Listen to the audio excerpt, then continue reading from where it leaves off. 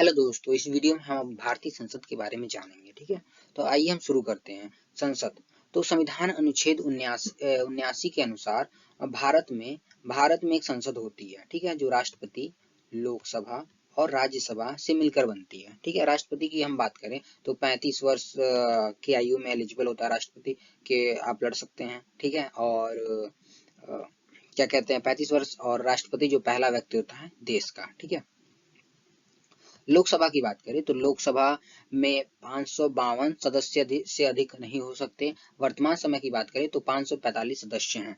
ठीक है, अगर लोकसभा को हम लोकप्रिय सदस्य भी लोग कहते हैं, निम्न सदन भी कहते हैं, तो इसे हम जानते हैं। लोकप्रिय सदस्य इसलिए कहते हैं क्योंकि लोगों के द्वारा चुन के जाया जाता है, इसमें लोगों के द्वारा चुना हुआ व्यक्ति जाता है। ठीक है, दूसरा कंडीशन क्या है, इसे निम्न सदन इसलिए कहते हैं, ये कभी भी भंग हो सकता है।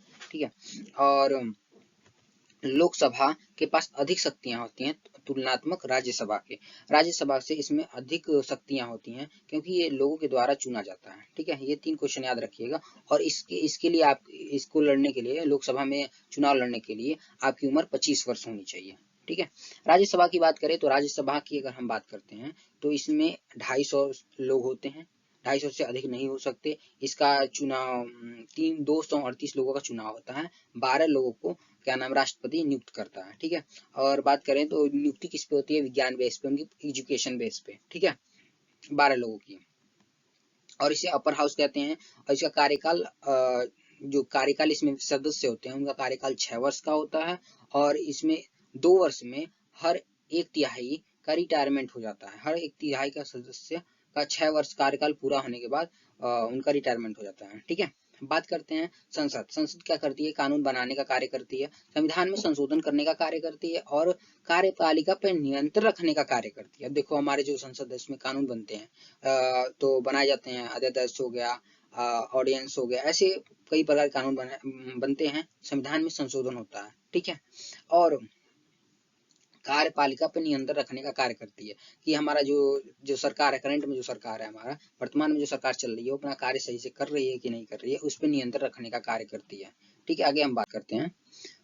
आगे स्लाइड से हम अगर बात करेंगे संविधान के संशोधन की चर्चा करेंगे, तो संविधान के संशोधन किस प्रकार के होते हैं। ठीक है, अगर हम बात करें 368 के अंतर्गत संविधान जो संशोधन करने की शक्ति संसद को प्राप्त है। ठीक है, अगर हम अनुच्छेद 368 की बात करें तो संविधान में संशोधन कर सकता है, संसद जो है संविधान में संशोधन करता है। अब 3 प्रकार के संशोधन होते हैं, कौन कौन से, एक होता है समान बहुमत से संशोधन, और दूसरा है विशेष बहुमत से संशोधन, और तीसरा है विशेष बहुमत और राज्यों की सम्मति से संशोधन। ठीक है, अगर हम बात करें जो कुछ ऐसा होता है, जो कानून होता है वो लोकसभा ही बना देती है। ठीक है, कुछ होता है कि राज्यसभा की भी अनुमति लेनी पड़ती है, और 14 दिन तक उसके पास रहेगा, मानना ना मानना उसके हाथ में। ठीक है, बात करते हैं संसद की, तो कुछ जैसे विशेष बहुमत की अगर हम बात करें, विशेष बहुमत चाहिए और राज्य की सम्मति चाहिए, और संविधान में अगर अधिक संशोधन करना है, कुछ बहुमूल्य चीज को संशोधन करना है, तो संसद के पास वो राज्यसभा 2/3 बहुमत चाहिए, वहां से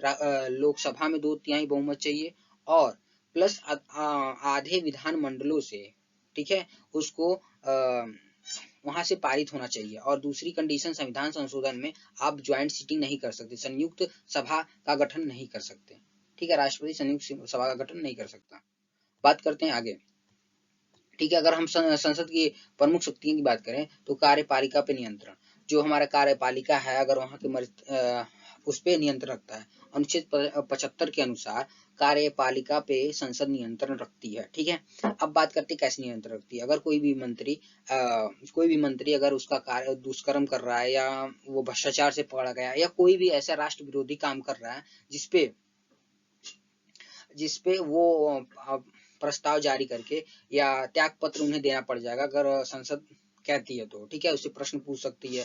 ठीक है, इस प्रकार से कार्यपालिका पर नियंत्रण रखती है। ठीक है, अगर हम बात करें महाभियोग की, तो महाभियोग भी इसके द्वारा हो सकता है। कैसे, अगर राष्ट्रपति कोई भी गलत काम करता है, राष्ट्र विरोधी काम करता है, तो महाभियोग द्वारा संविधान के अनुच्छेद 61 के अनुसार उससे उसके पद से हटाया जा सकता है। ठीक है, अब बात करते हैं, और सर्वोच्च न्यायालय और उच्च न्यायालय के जो न्यायाधीश हैं उनको भी हटाया जा सकता है। अगर उपराष्ट्रपति की हटाने की बात करें तो उनको हटाने के लिए पहली बार किससे पारित करना पड़ेगा, पहली बार राज्यसभा से पारित होना चाहिए। ठीक है, वित्तीय शक्ति, अगर कोई भी वित्त बनता है, कोई भी वित्त बनाना का कार्य होता है तो वो संसद ही करती है। कोई भी कर नहीं लगा सकता बिना संसद की अनुमति के, ठीक है। निर्वाचन संबंधी शक्तियां, बात करते हैं राष्ट्रपति के चुनाव में लोकसभा के दोनों सदन लोक संसद के दोनों सदन शामिल होते हैं, ठीक है। तो निर्वाचन शक्तियां भी इसके पास प्राप्त होती है। आगे बात करें तो संसद संप्रभु नहीं है। ये बहुत लोगों का मत होता है कि क्या नाम है, संसद सबसे बड़ी शक्तिशाली है कि नहीं है, कि संविधान की सर्वोच्चता है। तो आइए उसी पे हम कंफ्यूजन को दूर करेंगे। तो हम बात करते हैं संविधान की सर्वोच्चता।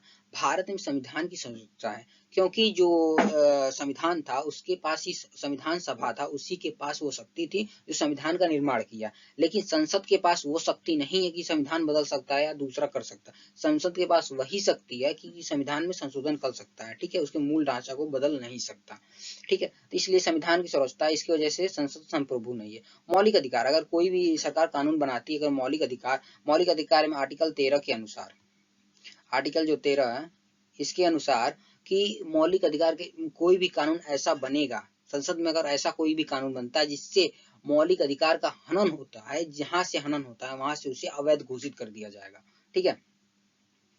बात करते हैं संघात्मक शासन प्रणाली की। तो भारत में संघात्मक शासन प्रणाली अगर समान की बात करें तो कि संविधान के द्वारा शक्तियों का विभाजन, जो राज्यसभा है, बात करते हैं केंद्र है, राज्य है, उसकी संसद अगर कोई भी कानून बनाती है समान परिस्थितियों में राज्यों के लिए, तो वो अमान्य होगा, क्योंकि समान परिस्थितियों में राज्यों की जो शक्तियां हैं वो राज्य खुद कानून बनाएगा, ठीक है। बात करते हैं न्यायिक पुनर्विलोकन के लिए। अगर कोई भी संसद कोई भी कानून बनाती है तो अगर जो न्यायाधीश हैं वो अगर संसद कोई भी कानून बनाती है जिससे राष्ट्र विरोधी काम हो, या कोई भी ऐसा कानून बनाती है जिससे लोगों को मतलब उनके प्रॉफिट मतलब उनका सहायक न हो, इसकी वजह से जो न्याय का है, जो न्यायाधीश हैं सुप्रीम कोर्ट के सर्वोच्च न्यायाधीश, वो इसे जांच करके उसको बदल सकते हैं और तुरंत अवैध घोषित कर सकते हैं।